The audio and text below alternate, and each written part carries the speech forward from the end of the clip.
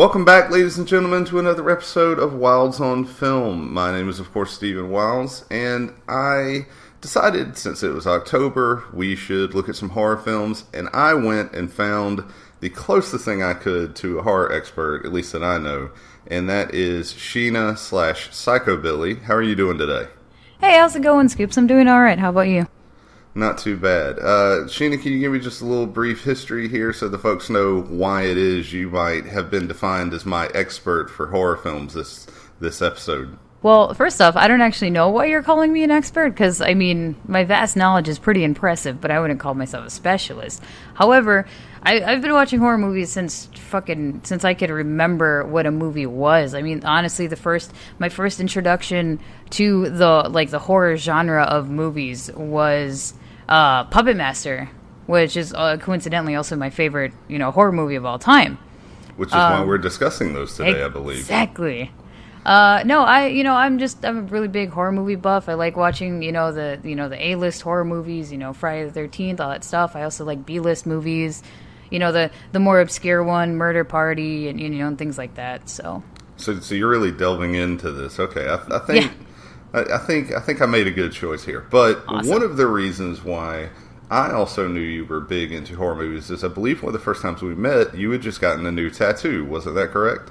That is completely correct, Scoops. And for anybody who's listening at home or at work or wherever you are, I am working on a horror movie sleeve on my right arm, which consists of Freddy Krueger, Jason Voorhees, Bride of Frankenstein, Blade of Puppet Master, Pennywise from It, and, of course,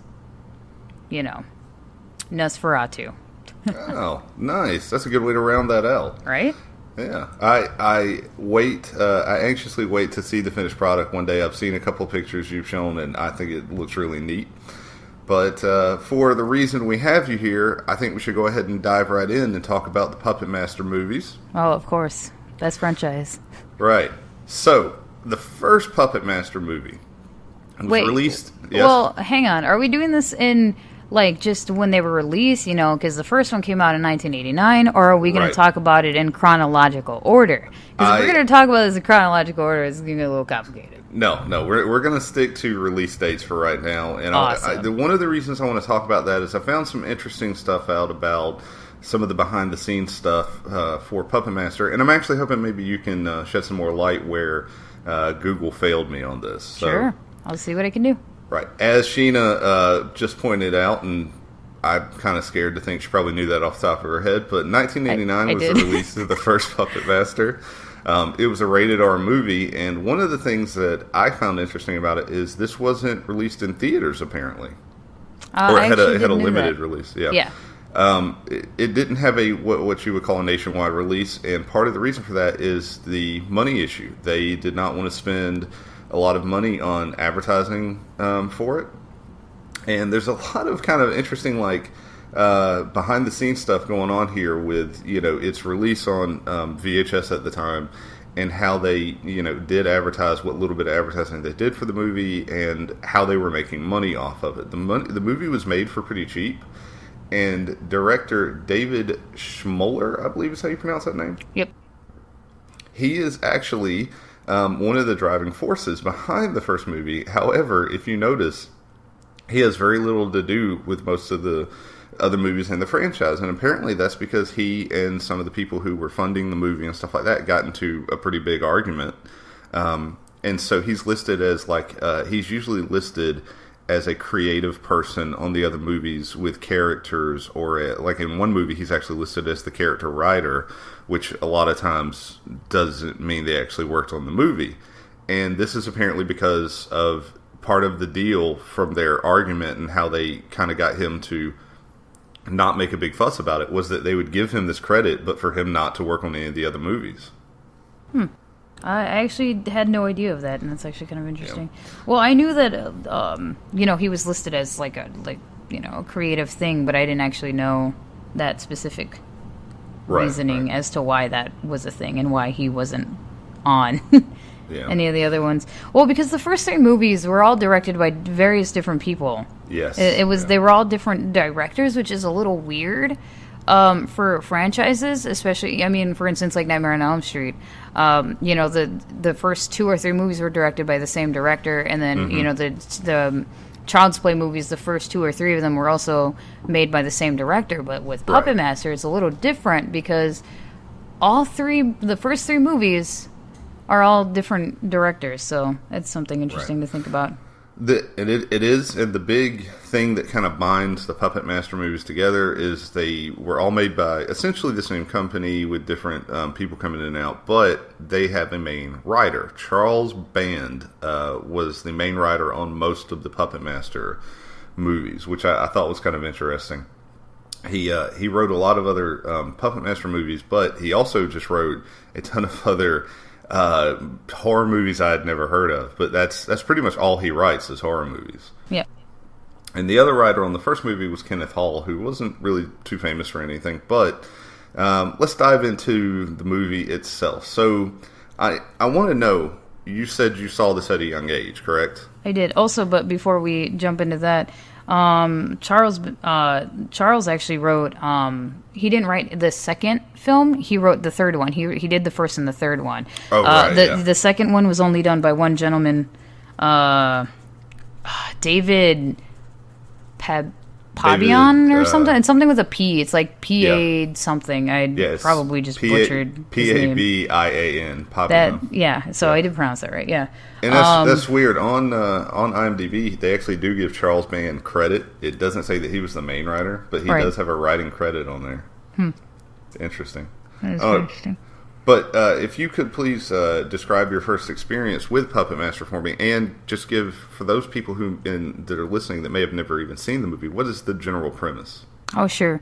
Well, first, the general, I'll start with what the movie's about. Of course, Puppet Master is basically about a gentleman by the name of Andrew Toulon, who was a Jewish gentleman, and why I have to explicitly say why, that he was Jewish, was because the first 3 movies, especially the third one, is all about dealing with, Nazi Germany, and just how Andrew Toulon was, he, during, like, the war and stuff, he used to make puppets that he actually learned how to create said puppets and bring them to life, because he went to Egypt and studied different potions and, and things like that out in Egypt, and then brought that back to his trade, and he used to actually do things in, anatomy.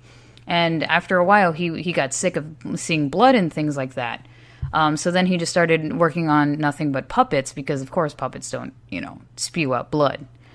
So Mr. Andrew Toulon then created these puppets and would host puppet shows, more explicitly in the third movie. So, just because during wartime and things like that, it's tough. And, that's the only way that he could escape was from these puppets. But these puppets, being lifelike and would move like humans and things like that, he considered as friends. So basically, all 3 premises of all 3 Puppet Master movies are all based off of all these puppets. The third movie specifically is talking about it gives you kind of a backstory as to where Blade came from and who the Leech Woman is, and things like that. And then the actual first film is Toulon escaping Germany and going to a hotel and unfortunately, doing some horrible things. Which then, I'm trying not to do spoilers, but then again, spoilers on a 1989 film? I think spoilers are okay. You're good. Okay. So, in the first movie, Andrew Toulon, he commits suicide because the Nazis found out where he was. He hides these puppets, and so then what happens is that somebody moves into takes over the hotel, finds these puppets who are just like these innocent, characters that Andre knew back, when he was still alive. And in turn, these evil people, harvested these puppets and then just turned them into these evil creatures, even though that's not what they were created for. They were created out of the love and the entertainment out of this gentleman's heart. But then because, how evil in horror movies, evil, just kind of takes over and clouds whatever is in that specific vicinity of said evil presence, that's what happens to the puppets. But then as the movie progresses, they realize that what they're doing is actually wrong, and that, murdering innocent people isn't what they wanted to do, and then turn on said evil people and, murder them. It's pretty interesting. Right. This brings in a couple of interesting dynamics. In the first one, where they talk about the puppets take on the personality traits more of their puppet master, of whoever is in control of them. They actually mentioned that, I believe, at the end of the first one. Yep. But I don't think they really go back into that too much more, except that one of the kind of interesting things I at least enjoyed about Puppet Master is, if you don't know anything about the movies, movie to movie, you're not sure if the puppets are going to be the good guys or the bad guys. Yeah, that's pretty much it. Well, in the first movie, the puppets really take on the personality of Andre himself. In the third movie, which is technically the first movie out of the entire series, actually, they take on the personalities of the different people that that their souls were taken from, because that's part of it. It's part science and also part the human spirit is Sure. what makes them come to life, and that's what Andre explains to his two companions throughout the movie, because a gentleman wanted to know, how he did it, because he found the potion, but Right. but couldn't keep them alive, and so he asked Andre, "How did you do this?" And he explains that it's their will to live which keeps them going. It's the human spirit that keeps them going. So, for instance, Leech Woman, in the third movie, you find out that the Leech Woman became the Leech Woman because the Leech Woman was based off of Andre's actual wife, who was murdered in front of his eyes. So then he took, this doll that he made of her, and then, did the whole spirit supernatural quote unquote thing and put her spirit into the doll, and then plus the the science aspect, which is what created her. And then it's the same thing with Blade. So each of their personalities were taken from the person that Andre knew right before they died, right before the Nazis killed his friends. But in the first movie, they take on the personality of Andre specifically. So yeah. It's a little tricky. Fun fact, if you didn't know, actually, the dates are really fucked up on the movies, because in the third movie, it talks about how this was his, how it always, like, at the beginning of each movie, it says, blah, blah, blah, and then gives you, 1939 or 1941, things like that. Correct. Yeah. So, in the third movie, it says that this was going on in 1941.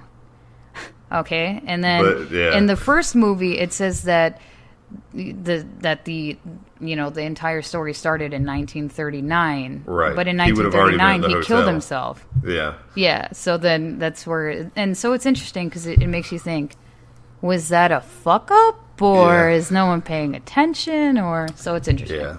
Well, that's what I was going to say, and I've really enjoyed watching these three movies again, because I'll get to my experience with them in just a moment, but there's definitely parts where you can tell it's like, well, they were going to go somewhere with this, and then somebody changed the writer or the director, or somebody didn't like that, or they changed the whole idea for the for the movie, and you can tell that there was a lot of ideas that they were going with that never went back to. I definitely think what we have here in the first film is something that, after they got done, the guy even said he wasn't 100% sure if the movie was going to be a success or not. Right. And when it did make money, he was, of course, like, okay, well, we need to make another one. But real quick, before we get too far off, I just want to talk about the first one a bit. So tell me about your first experiences with the first Puppet Master movie. My first experience with the Puppet Master film was when I was about 5 years old, and my brother was an asshole. And I'm just gonna be honest. Call him out on air. He was an asshole, and he was an asshole because he was my big brother. As the little sister, I'm gonna get picked on. So my brother thought it would be a great idea to be all like, hey, let's hang out and watch this freaking scary movie. So at 5 years old, I was completely horrified at what was going on, because I'm fucking 5 years old. I was horrified, but I was also very fascinated and very interested, and I really liked the film at the same time while I was shitting my pants. So I think that's I'm pretty sure that's why I like it as much as I do. To be honest, one of my personal weaknesses is that I am deathly afraid of inanimate objects that come to life. More specifically, dolls. Really? Which is a long, crazy story, but I'm not going to get into that. But basically, yeah. So it's interesting because in the Puppet Master films, the puppets are honestly good, and the only reason why that they do anything evil is because they're trying to please their owner, and they don't realize that what they're doing is wrong until later in the film. Sure. Unlike for say example the Child's Play films. The Child's Play films, Chucky doesn't give a fuck. He's gonna kill you no matter what. He's gonna murder whoever he wants, innocent or bad. Well, he's a serial killer, yeah. Yeah, exactly. Sense, yeah, so he wants to just kill anybody, which adds on to that horror factor. But sure. But in Puppet Master, you see that internal struggle of, even as a person, you and I, we've had that internal struggle of we're doing something awful, but then realize that it was actually, that it was awful, and then we have this struggle of like, oh man, I'm a bad person, I need to fix this, which is what the Puppet Master films do, which is why I think I like them as much as I do, and just because it does add to that awesome. It's not too gory, but it's gory enough. But it also has a really good psychological story behind it to make it scary. Yeah. Fun fact: in the 80s, although the film came out in 1989, I believe they started working on it in I think it was 86 or 87. And one of the things that I found in doing some trivia research for this film is that I totally just blanked on the guy's name. Who's the actual bad guy for the first movie? The actor or just the character's name? The character that fakes his own death and then comes back. It's Neil. Neil. Yeah, Neil. It's Neil. So at the end, where Neil is fighting the puppets and he's hanging onto the elevator, and I believe it's Blade cuts his fingers off. Yep. The blood is green. Yep. And that was actually something that wasn't supposed to be. The blood was supposed to be red, but then they make it kind of a trademark for the movie after that all of these, I guess you would call them zombies or reanimated people, have green or blood. But the original reason for that was they were in danger of not getting a rating. And they wanted to keep the rating down. So they went through and changed the blood to being green. And there was one other scene, I believe, and it is the creepiest scene in the entire movie, in my opinion. I believe it's the scene where the three heads are in the bed talking to the main character. Yep. They changed something about that scene as well, and that was all to keep the rating down. So, yeah. See, I didn't think it was that bad. The most horrifying scene to me in that entire film was at the very end when the puppets are fighting Neil, and Blade holds his mouth open with his hook, and then Leech Woman just hovers over him and just starts pouring leeches onto his face and into his throat. Right. And I just thought that was just the most horrifying thing ever, because you see these leeches like wiggling, and oh fuck, it's just so gross. So you don't like leeches, is what I'm getting from this. I don't like things that look gross and wiggle, I guess. Right. So I guess worms. Okay. No, I get it. I don't know. I get it. I think the three heads in the bed, when he, because he pulls the covers back, and it's a dream sequence, I believe. But yes, it is. He pulls the covers back, and the three heads are just sitting there talking. That, to me, is, I don't know, that was the scene that stuck out to me the most in this movie. But, some things I did like about it. The first-person view, we start the movie in 1939 at I believe it's the Bodega Bay Inn is the name of the hotel. And the hotel is the centerpiece for the first two films. And the first-person view of following the puppet, I believe which was Blade, around the hotel. Mm-hmm. Yep. There's a really interesting kind of long opening sequence that's very slow-moving. And horror movies traditionally, start off very slow and have a gradual build up, and of course to the big finale and everything. But this one, I like that it took its time. I don't think it felt rushed. So there was a lot of building, and it felt really good. We introduced all these characters who were all psychics, and I love that at least two out of the three of them, or four of them, I'm sorry, experience how they're going to die or what's going to happen to them through their psychic impressions. I I forgot her name, but the fortune teller, she puts her hands around her throat because she knows somebody's going to be choking her. Yeah, I actually really like that character. But, yeah, but I like that kind of introduction, and it lets you know that, okay, we're not just going a little bit into this kind of supernatural thing. We're going, full force into it. What's with the couple that does the weird sex study? Yeah, that couple, I didn't really like their what they were doing necessarily. I mean, in the sense that I just didn't like their roles. Yeah, they felt tacked on to a degree. You think so? A little bit, not heavily. There's definitely worse characters in other films that have been tacked. And you're thinking of Frank and Carissa. Yes. Frank and Carissa, they do, that each character, so that people understand. So each character basically has their own thing. One of the main male leads, Alex. He'll daydream, or he'll have just random visions of just things that are going to be happening, like in the future and things like that.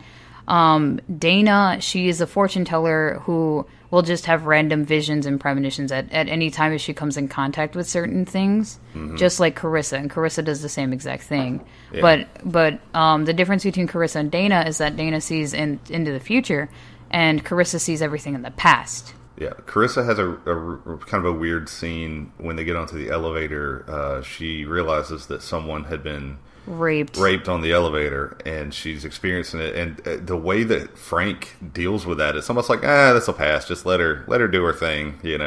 There's a very odd sexuality in that first movie that I don't know. Actually, I was going to say it doesn't transfer to the other two films, but it maybe just doesn't transfer as much.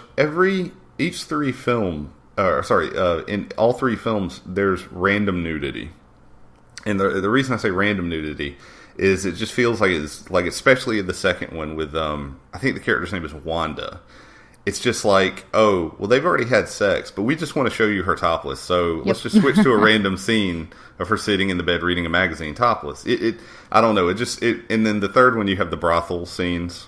Yeah, it was just the one specific brothel scene with, what the shenanigans that happen in brothels. Yeah. But do you get what I'm saying? There's just kind of an odd sexuality to these movies that it really doesn't feel. The thing is awkward. That it's awkward, but you also have to think that it was these films were done like in the early 90s. Sure. So and honestly, and anybody who's just as big as a horror fanatic as me, if you've seen a lot of B-list movies, every B-list movie at least has one naked chick. That's true. That is very true. So you also have to put that into consideration. That's just because the thing is that honestly, indie, the B-list movies honestly can get away with it faster and quicker than A-list movies. Sure.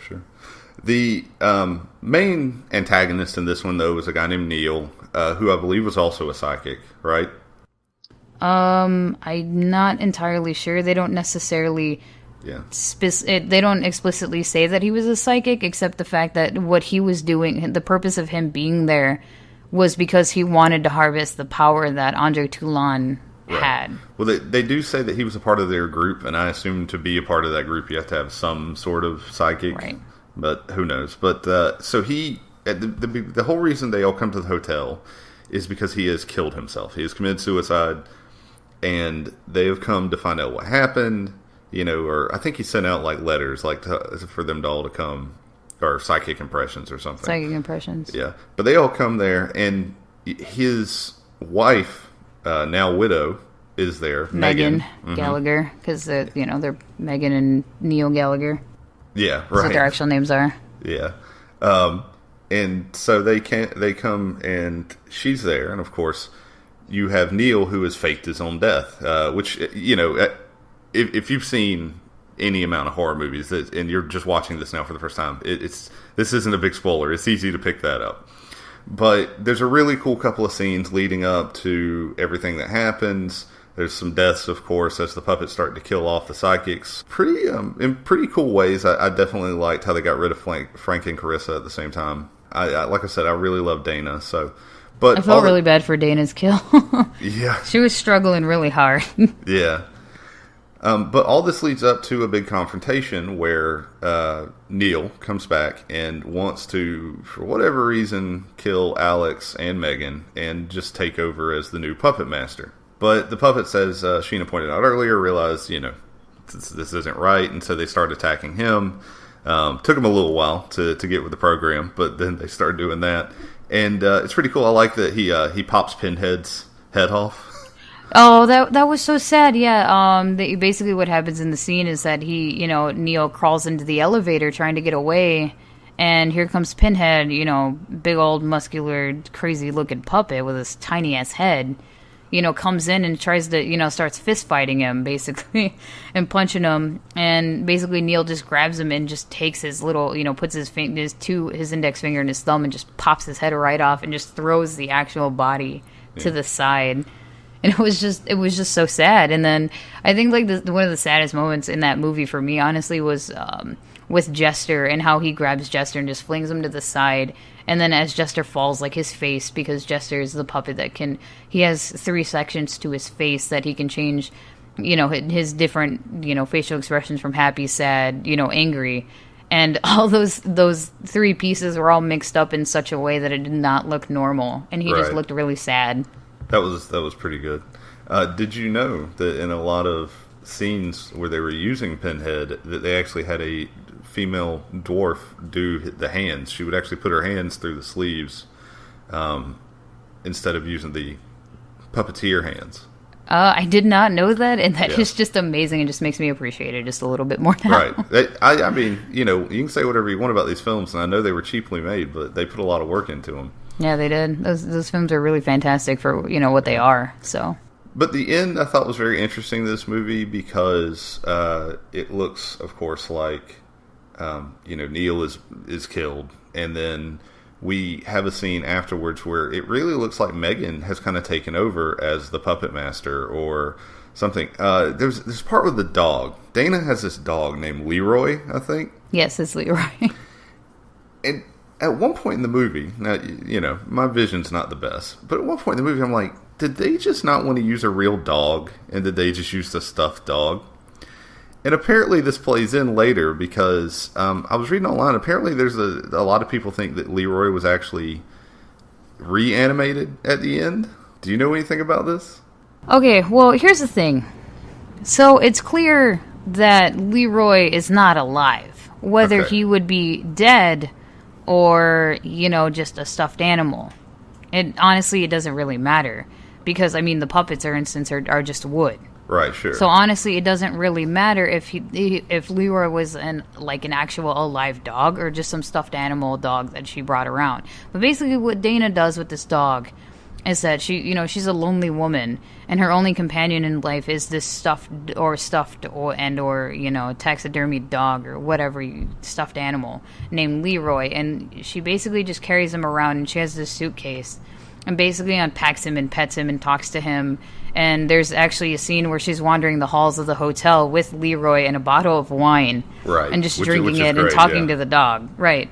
So then later in the film, this ties into it because as Scoop said, or Steven says, at the end, Megan, Neil's wife, ends up taking over as the puppet master and finds the dog Leroy.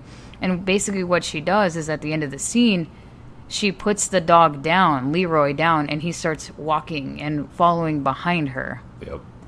So, obviously the dog was, she brought the dog back to life. Right. But whether, honestly, if it was stuffed, or if it was just a stuffed animal or an actual dog that passed away in Dana's life, was not explicitly said, and nor does it really matter because it was reanimated anyway. Right. But I like to think that it was like a taxidermy dog because, the thing is with stuffed dogs, stuffed dogs are kind of a little bit different because it's a stuffed animal, so it's a lot more squishy in a sense. Yeah. I agree because it's just stuff. But in this movie, the dog is positioned in such a way that it looks like it's, that it was a taxidermy job. So. No, I agree. And I think that's a really good ending for that movie. It made me want to know more. And, I was excited to go ahead and start watching the second one and all. It was pretty great. I honestly kind of didn't see it coming, and then once I at the end, because I was at the end of the movie, you're like, well, what happens next? Because basically how the movie, after Neil dies and the puppets are basically hovering over him and stuff, it fades to black, right. And then it fades into a morning, with the scene with Megan and the dog. Right. So in that fade to black, it's like, oh shit, what's gonna happen? Is that credits? And then the scene comes and hits you, and then you're like, wait, holy shit. And then you realize that there's a second movie, and then it just draws you into it some more. Right. Now, kind of an interesting note is I wanted to talk really briefly about the fan community behind these films. And the reason for that is, not long ago, in 2010, they announced that they were going to actually remake the first Puppet Master movie.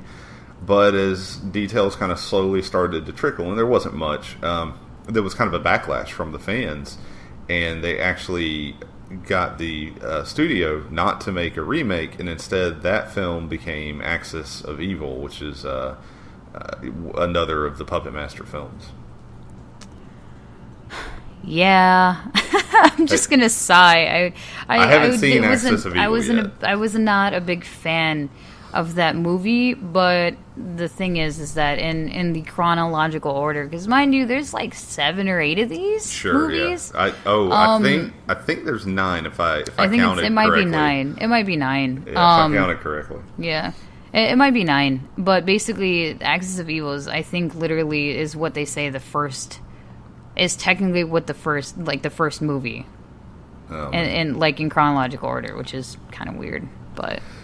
All right, well let's go on to Puppet Master 2, which was a 1990 release and is a rated R film again. I do want to point out there's a really quick turnaround on these movies. As we said, the first one was released in '89, and then they pretty much immediately started work on the second one.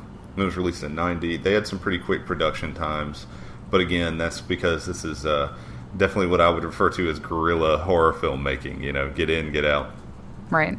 The director for this one was David Allen, and the writers, as we discussed earlier, were David Pabian. He was responsible for Doll Man, which I've never seen, but I remember seeing posters for. I think I've seen it, but I think I don't know, I guess I just wasn't very invested into it, because like that, I know that name just rings a bell to me so much. Right. So, I mean, I don't know, but... He also did Subspecies, which is another one I think I've seen the first half of Subspecies. It's been a while. But so he's got some horror cred, right? Right. And then, as we discussed, David Smoller, of course, was listed in here, and it was even pointed out in a couple of the articles I read that he did not get paid for any of the following movies. They kind of paid him off in the beginning, but his name appears on most of these films. And I have the distinct pleasure, this is the first Puppet Master film I actually ever saw. So, this is the one that kind of sticks out a little bit more to me. Okay. I will start by saying I think the first one is much better. But this is just the one that I initially saw as a child. So right. All right. So we pick up our story pretty much not long after the events of the first one. But Alex has apparently gone crazy, and Megan has died. Correct? Correct. Yeah. And now, instead of a group of psychics, we have a huge group of, I believe, paranormal researchers. Yes. And there's a gap in the film, in which apparently some of the later films in the series go back to kind of cover some of this gap, but I didn't make it that far into the series.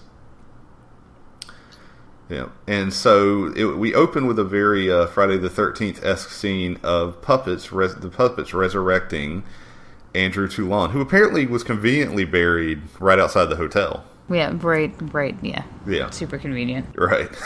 And if you've ever seen, I just blanked on which Friday the 13th it is, where they resurrect Jason Voorhees, and it's the guy from Welcome Back, Kotter, and he sticks the pole in the body, and the lightning resurrects him. This scene really reminded me of that. Wasn't it the third one? That might have been the third one. It might have been the third one, yeah. But that scene reminded me of this. And as I said, our fresh victims, I mean the paranormal investigators, are all here because of, it makes sense that you would have a group of paranormal investigators think something weird was going on, and they have their own psychic in the form of an older woman and I totally just blanked on her name. Camilla? That sounds right. Chamomile? Something like that, yeah. Okay, we'll have to refer to her as the old woman because I really don't remember her name. I'm sorry. I actually have notes. I just I forgot to put her name down.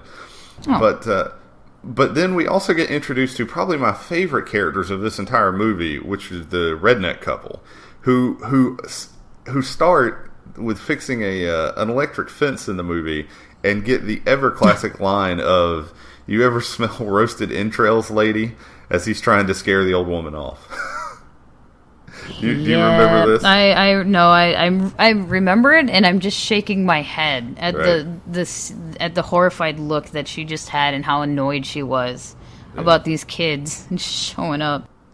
I would also like to point out that there is another really awkward dinner scene, and we didn't mention it, but there's an awkward dinner scene in the first one with Megan, and everybody's kind of accusing.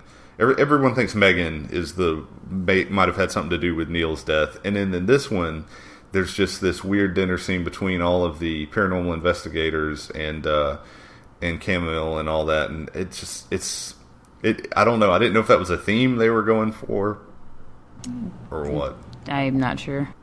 But yeah.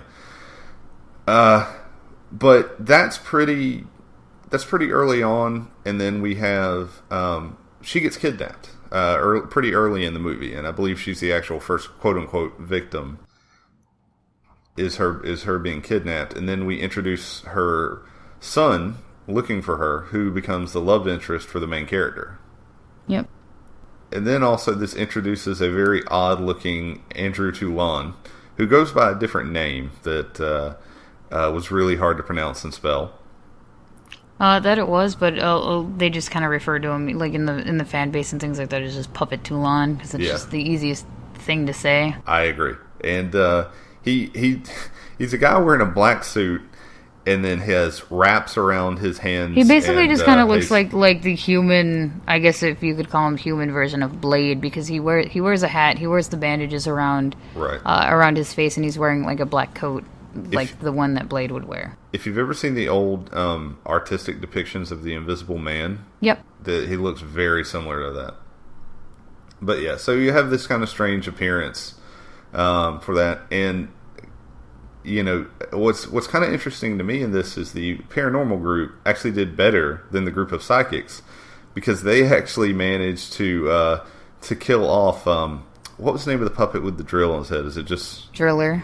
Driller. I knew it was something similar to that. Yeah, it was just Driller, which also I'm gonna just say right now, because you're bringing up that scene, was the most horrifying scene of two for me. Where they're dissecting him? When they are dissecting him. Yeah. Because it is just the most horrifying thing ever because of how weird it looks, and you have this like other idea of what might be inside, and it's just not it, and it's just so creepy. Yeah, it was a very interesting scene. And of course they also kill off Slug Woman in this movie. And do you know why they killed off Slug Woman? I have no idea. One of the Leech Woman, not Slug, I'm sorry. Okay. One of the higher up mucky mucks in the company said that was the character that fans weren't responding with, and they didn't like it. So they asked for the character to be killed off. And the director, acquiesced. And so that happened. And then bring her back in the third film obviously, to tie everything in. Right. Somebody convinced them later in the third film, no, we can do the whole origin story. But so the last scene that I really want to kind of mention before asking you a couple of questions is the big scene that I remember the most from my childhood is we are introduced to the new puppet Scorch. And Scorch is one of the puppets that it seems like even friends of mine that I know that don't watch a lot of these movies, they seem to know who Scorch is. Scorch and Blade, pretty much, it's right? It's Torch, by the way. Or is it Torch? It's Torch. Yeah, it's Torch. Why did I think it was Scorch? Okay. Because the puppets in this film were, it was Blade, Pinhead, Leech Woman, Jester, Driller, or Tunneler, whatever, Torch, Mephisto, and somebody else. I can't remember that last puppet. Right. Something weird. It was something with a D. Something really weird. I think you're right. I can't remember. But okay, so excuse me, Torch. So when Torch goes to, because Toulon is sending the puppets out to get brains, basically. Yep. And when Torch goes out, he runs into this. There's this family camping nearby, and he runs into this kid with an Indiana Jones whip, who's just a complete ass. It's just, you're not supposed to like this kid.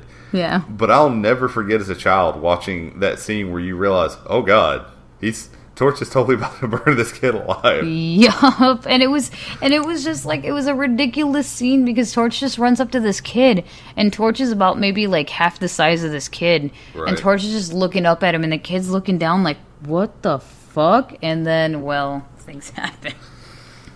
Yeah, things definitely happen. So what is your overall feeling in this film, comparing it to the first one? What did you think about it? So compared to the first one, I'm not like I'm going to try and answer this question not as biased as I possibly can, but the thing is that the first one, the plot, it all ties in together and it all makes sense. The only thing in the first one that doesn't make sense is who the fuck is Andre Toulon? Who the fuck are these goddamn puppets? Where did they even come from? Yeah. Otherwise, which is just like the beginning. But then because the movie has you so into it by then that you just forget those beginning questions. Unlike the second one, as you were saying earlier, there's like this huge gap of just nonsense that just doesn't make sense. And why is it even there?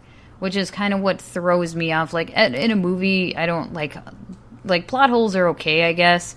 But if it's just like half the movie is just nothing but a plot hole, it's going to make me not like it as much, which is why I'm just kind of like, about it, to be honest with you. It's not, out of the three of them, I would have to say the first one, the third one, and the second one for that reason. But, I mean, it had some good scenes. I'm not going to lie. Like I said, when they got Tunneler and, they dissected him, like, it was horrifying. And, like the scene with Torch and the kid, like, also really crazy.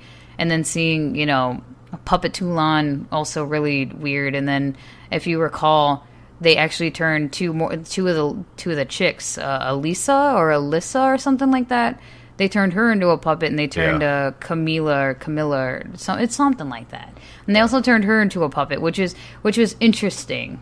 Actually, that was one of the creepiest endings ever. She shows up at the end in a van, or driving a van full of the puppets. And she already had kind of a creepy voice when she was alive. Yeah. But you can tell she was trying to make it creepier as the puppet. And her last line is they're apparently driving to find a children's home to put on a puppet show. And she says, "We have children to enchant."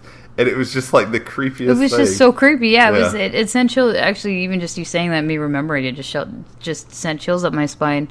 But no, I mean, like you said, the movie had some good moments, but I don't think those moments didn't hold the film together enough for me to actually like it a lot. I also just am not big on the whole horror movies. Do a lot of the I want to reincarnate my wife, or I want to bring back this dead person, or whatever. No, Pet Sematary.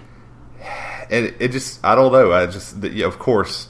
Pet Sematary, don't go down there. Right, yeah. But that's what I'm saying. This movie didn't do it as well as a lot of the other horror movies that did, and it just... I agree with you. I think the second one was the weakest of the first three. And speaking of the third one, let's move on to Puppet Master 3. Oh, sure. Alright, so Puppet Master 3 was 1991. So again, these movies came out in 89, 90, and 91, which just... the amount of work put into that to get these all coming out, I really wonder... the scheme here behind all this. So the director is David Ducote, and he's another guy who's just directed a bunch of horror movies. You can look him up.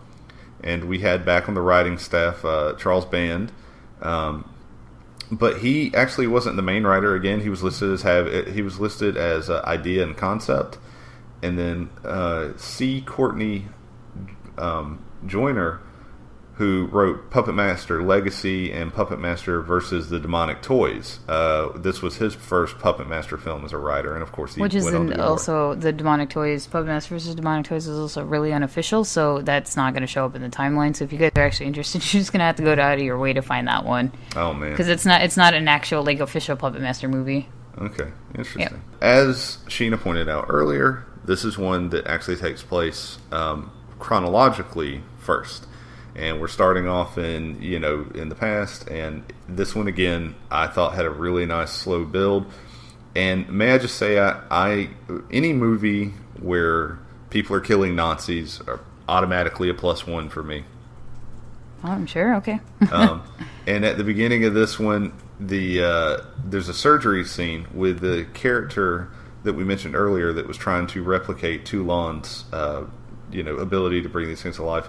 That scene actually, some of the Paramount executives were there when they were filming that scene, and they told them they had to tone it down, which I thought was hilarious because, again, by today's standards, it probably wouldn't be anything, but just as bad. But at the time, apparently that was a big deal. But what I like about this is we got a lot more into Toulon, and especially it's kind of awkward because we go from this movie where we have just seen what his future is, where he kind of becomes the bad guy and the puppets end up turning on him, and now we're seeing what set all this in motion with his wife and how he used to run the puppet shows for the kids. This is also, in the second one, we got kind of a glimpse into his trip to Egypt with the guy with the weird freaky eyes that could set stuff on fire. Yep. Which is where he learned how to do the things that he knows how to do. But in this movie, we got a little bit more explanation into that. So, I don't know. Overall, what did you think of the third one? The third one is actually, I enjoyed the third one because, and only for this reason, is because, the answers that, the questions that I, had previously stated, like, who's this guy and where are these puppets coming from and how did these puppets even, be a thing? Right. The third film does a really good job in answering all those questions and then having like a pretty good plot to find, tying it together into the first one, which is why I can appreciate it a lot. So if you're honestly very interested in the Puppet Master series, and if you just really, or even just want to watch them for watching's sake, watch the first one, then watch the third one and skip the second one. Yeah. Unless you're bored. But right. Or, unless you're just one of those people who has to do it in order. But I agree with your assessment. But the third one, like I said, it was really fantastic. It it tied together very well with the first film, with the exception of the mixed dates that I had stated. But I mean, correct, things happen, and making a film within a year's span, things are going to get obviously overlooked and made a mistake. But anyways, I can. That's fine. Yeah. But yeah, like it just all the plot ties together very well. The entire storyline itself is also very fantastic, and the character interactions with each other and the character interactions with the puppets are also very well, because you don't actually see the puppets throughout the entire film. The puppets are actually the good guys in this specific film, which is also really nice to see, because in the first one, the puppets were good, then turned evil, then turned, good once again. Right. And in the second one, the puppets are just straight evil. And then the third one, they're just it's nothing but good. So it's a nice refresher in the sense that they're mixing it up and not seeing the same, like, oh, puppets are evil over and over again. Yeah, you're exactly right. This film breaks the mold that the first two had kind of set up. We're not in the hotel. There's not this random group of people coming, into the puppet's domain, right? And in both films, if you notice, I think it's 2 people survive the onslaught in each one. In this one, they changed a lot of that up. They changed up who the victims were. They changed up the puppets being good, stuff like that. Also, this film, to me, had some of the best acting. The guy who plays Toulon did a really good job, and I know he plays that character in other Puppet Master movies after that. Yep. Also, the main villain did a really good job. I like I said, most of the acting was better in this. I enjoyed some of the kind of intrigue that they tried to weave in with actual history and stuff, like Peter's dad betraying them and all that. So there was some really good parts to this movie. It was very enjoyable. Not to mention, the third film actually introduces another puppet by the name of Six Shooter. Yes, yeah. And Six Shooter is basically, exactly what you would imagine what a six shooter is as a puppet. It's just a cowboy-oriented puppet who has 6 arms, and, each pistol that he holds in his hand obviously shoots off 1 round. Yeah. And when he kills people, or when he's about to kill somebody, he'll actually put the bandana right above, like, he wears a bandana, just like cowboys did. and he'll actually the bandana will be up like right under his nose, and then once he kills off the person he's trying to kill, the bandana will fall off and give you that shit-eating grin that's always going to stay on his face because he's a puppet. Yeah. They said with that that I did a little bit of research on that specific puppet because apparently he's a fan favorite. Like, a lot of people really like that one. I'm not surprised. And the idea was that since they were setting it in Germany, they wanted Toulon to have a character that kind of represented America, which would apparently give like this idea of why he would try to escape to America later. And so Six Shooter was his ideal American, apparently. I could see that, I guess, in some way, or why they would do that specifically. So that's cool. Yeah. And then, of course, the reoccurring characters of, the third film, like puppet-wise, is, of course, you actually, in the third film, you see how Leech Woman is born, created, whatever you may call it. And also how Blade was, became a thing, too. But it basically starts off with Six Shooter, Pinhead, Tunneler, and Jester. So, yeah. One of the things I also kind of want to point out is for a horror movie, there are two different scenes, if I remember correctly, but the one I remember the most is the one in the lab where Toulon breaks into the lab to get some supplies. He doesn't kill everyone. There are several people he leaves alive that the puppets don't attack and stuff like that, and it makes him more asympathetic as a kind of a hero character. But B, it's just something you don't see a lot as much in like horror movies, and I thought that was kind of an interesting aspect to put in there. Yeah, it was pretty interesting. Some of the people, the thing is that what he's trying to do is throughout the film is he's trying to seek, revenge on these people that murdered his wife right in front of his eyes, basically. And throughout the film, he obviously, gets revenge on these people, and just like other random people that are getting in the way, he does not kill. Right. And he'll just leave them stunned, or like one of the, like when the scene that you were just talking about how he goes into the lab, he actually, Pinhead actually just stabs the guy in the leg just so that he falls over and doesn't chase. Yeah. But that's basically it. Like, just stabs him in the leg, no big deal. And, there's a couple other scenes where some people aren't actually harmed, and if they are harmed, it's just to the point of they're not going to chase him out, because he's also, trying to hide away from, the Nazis and things like that. So he has to play it a lot more safe in the film, which I can appreciate as well. But some of the kills in the third one were a lot more grotesque, in my opinion, from like between the first and the second and the third. The third one has a really grotesque scene with Major Krause, and how they basically, what he did was Pinhead basically gets these hooks and just stabs them into this guy. Yep. And then Andre is just hoisting him up and then ties him to this flag, one of the Nazi flags, and lights it on fire. And Pinhead basically puts a really sharp, I think it was like an axe or something. It was something like that, like right under the guy, so that when he falls, he'll just go splat right onto this thing. It was a very elaborate revenge. I was like, man, he really thought this through. Yeah, it was pretty gross, actually. Like, I think out of the three films, that kill has like stuck out to me like crazy, just because of how like, what the hell kind of thing. So. Yeah. All right. Well, good. So, in kind of closing, one of the things I wanted to talk about was something you brought up earlier. And one of the taglines for the first two movies was "Killers come in all sizes." And the thing that you brought up earlier was that you didn't like, these in Child's Play, as far as, the kind of the dolls aspect creeped you out a little bit, right? Oh, yeah, totally. Yeah. I, on the other hand, never really, even watching these, the second one and Child's Play as a kid, they never scared me. And it was because I don't think I didn't own any dolls. I didn't own any, My Buddy things or whatever.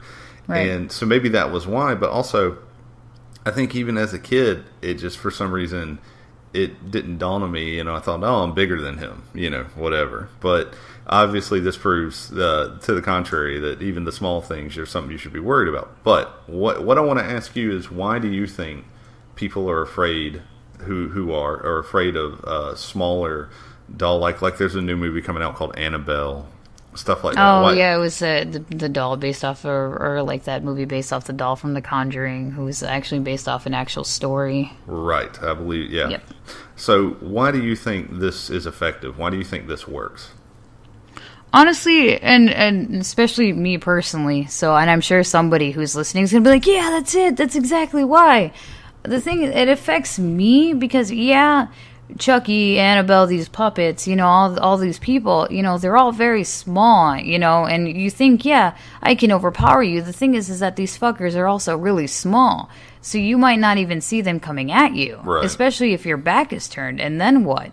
Because the thing is when someone walks up behind you, you can feel their presence, like, up to your own height. And with these dolls and things like that, you can't necessarily feel somebody behind you, like at your back or anything like that, which kind of brings like a just a chill, because when you think something bad is going to happen to you, or you see some a mugger or something, you can actually see them just staring straight. But with these dolls and everything else, you actually have to look down, which is something that most people are not familiar with doing. Sure. Because if you think something is going to come at you, that you just have to look forward or look behind you, not down. Or up. Up is also another one that people don't usually do either. It's up and down. And I have no idea, but I mean that's just my assumption. I mean that's how it is personally for me, is that, yeah, I could probably kick Chucky in the face, because all I have to do is just lift my leg, and that's cool and all. But the thing is that I'm probably not even going to see that little shithead running behind me, because how small he is, and that's just the way it is for me. All right. Well, thank you for explaining that. And if we have anyone out there listening who hasn't decided what they should watch for this Halloween, do you have just a movie recommendation, something you really think that people should watch if they haven't seen? Oh, man. I can give a couple. Obviously the Puppet Master series, the first three that we've talked about in this podcast. But also look into some movies called Feast. Just Feast, like Feast. Look into those, and also look into a movie called Murder Party. Murder Party and Feast are also B-list movies, which are really fantastic, especially if you're sick of the Texas Chainsaw Massacres and the Freddys and the Jasons. And if you're tired of that, check out those films. They're really, really excellent. Okay, good. And if people want to find you on social media or see anything you're working on, where can they find you?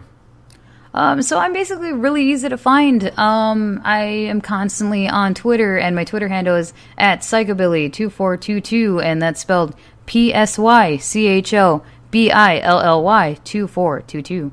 Follow me on Twitter. Bullshit with me. It's cool. That's good. And she's pretty active on Twitter, so very much worth following. And if you want to find me on Twitter, it's Stephen Wilds, just my name spelled out. And, of course, I have Is that Stephen with a PH, or is that Stephen with a V? It's Stephen spelled correctly with a PH. Oh, well, excuse me. I just have to clarify, Excuse me, Scoops. Jesus. I'm just saying, Frito Scoops, you need to calm down. You know what? I'm going to calm down. I'm going to go do that. Good. But good. I do want to thank you for joining me today and discussing all this with me. Yeah, man. Thanks for having me. It was fun. It's been awesome. A pleasure. And for anyone out there, I hope you enjoy your Halloween. Go watch a couple of scary movies. And until next time, take it easy. See you, nerds.